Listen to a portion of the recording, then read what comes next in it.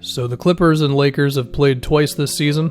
Clippers are now 2-0 on them. And I typically wouldn't talk this much about two regular season games, but because I think these are the two best teams in the West, and I think this is going to be the conference finals, assuming the seeding works out, so I figure why not.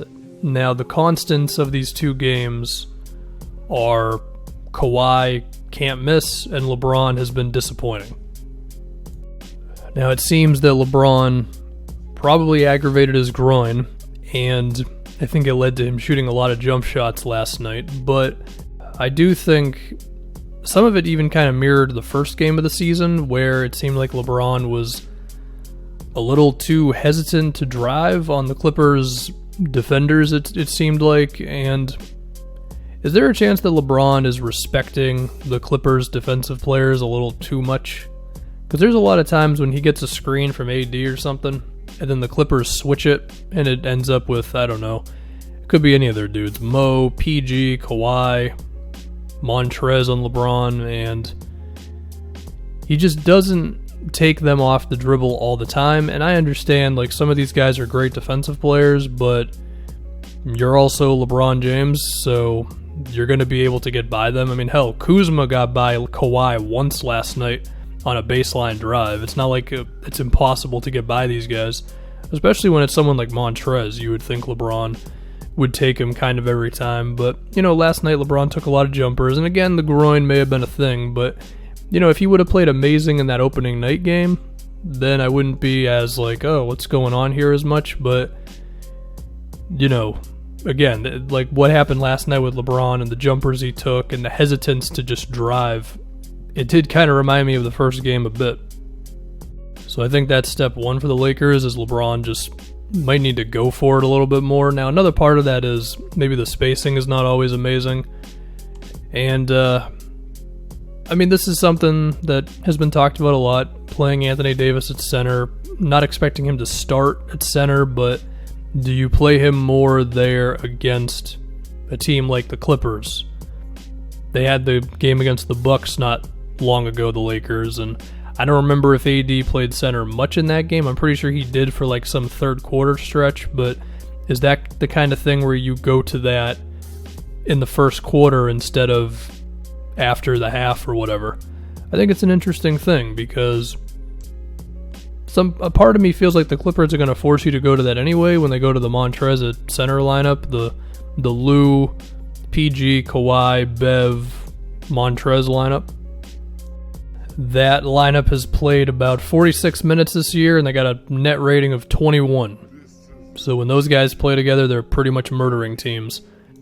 And maybe AD at center is going to be forced to come out there. Maybe you go to it a little beforehand to, I don't know, make the Clippers a little uncomfortable or something. But back to LeBron, I mean, I do believe his groin was, like, affecting him last night. But even so, like, a part of me feels like you might be respecting these Clippers defenders a little too much, LeBron. If we move on to how can the Lakers deal with Kawhi, well, to be honest, I mean, I feel like they did an okay job. I mean, the guy hit like 3 contested threes over like Anthony Davis and Dwight Howard, and there were a couple of mid-range fadeaways over Danny Green or whatever. I mean, I don't know what you do besides hope that the Grizzlies buy out Iguodala, I guess. I mean, can you swarm Kawhi and dare him to be a little bit more of a passer? Well, he's kind of improved that part of his game this season, but yeah, that would probably still be the one thing you do. And in a perfect world, LeBron could be the big defender to deal with Kawhi, but, you know, especially if his groin was feeling it last night. But also, you know, LeBron's not exactly young anymore, and yeah, he's a superhuman, but even he would get gassed pretty quickly if you had him go all out on Kawhi and do everything on offense. So I guess it'll just take a team effort, and also just hoping the dude misses. I mean, I would like to believe that if you've got Kawhi Leonard taking threes over Anthony Davis, and they were good contests and stuff, that eventually he's just not going to make all of them. You know what I mean? But if he does, well, then the Clippers are going to the finals. There's no doubt there. Speaking of Anthony Davis, the Lakers made it a philosophy in the first game to get him the ball in the post against the Clippers a million times. I think part of that was just, it's our first game with AD and we got to do this. I shouldn't say it as if they were obligated. Clearly they wanted to, and clearly it's a good play. Give the ball to Anthony Davis. Part of me thinks you can dare the Clippers to defend AD a little bit. And what I mean by that is the rim protection and stuff, Montrez, Zubac, and all that. It's clearly not on the level of the perimeter defense, and yeah, those dudes are still going to have influence because they can swipe at AD and stuff, but I don't know, part of me would be like, hey, Clippers, can you really deal with this dude? And whether that's playing him at center and giving it to him in the post and whatever else, I know he hit at least a couple of contested mid-rangers over Montrez last night, and I feel like what could work is getting AD going downhill a little bit in the half court. The thing is, of course, the Clippers are going to switch the screen every time with LeBron, so trying some different things, getting a little more creative. Could AD not bring the ball up sometimes? Something to allow him to use his athleticism, because when he's going up against, again, Zubac, Montrez, whoever else in the half court, he's not able to be that athletic guy as much, but if he's starting from the top of the key a little bit more, that could be something. You could even try some sort of cut plays or whatever, and I think you just got to force the Clippers to go to their extra stuff on defense. You can't be afraid of all the good defenders they have. You still have to do your stuff and go at them, And I feel like just doing the LeBron AD screen and allowing them to switch, and then the Lakers go back into that slowed down offense, I think that's just kind of playing into the Clippers' hands, Because then the defense is set and everybody has clearly game planned for this specific thing that's happening.